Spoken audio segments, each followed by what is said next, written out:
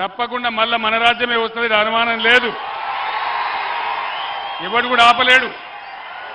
బ్రహ్మాండంగా తెలంగాణ మనం కలగన్న బంగారు తెలంగాణ అయ్యేదాకా మనం అద్భుతంగా తీసుకొని పోవాలి.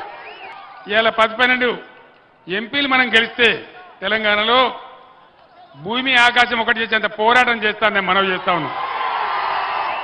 మీరిచ్చే బలంతోనే కేసీఆర్ కానీ బీఆర్ఎస్ కానీ పోరాటం చేయగలుగుతారు, మీకు న్యాయం చేయగలుగుతారు, హామీలు అమలు చేయించగలుగుతారు, ఈ కాంగ్రెస్ ప్రభుత్వం మెడలు వంచగలుగుతారు, రైతులకు న్యాయం జరుగుతుంది, కరెంటు చక్కగా వస్తుంది.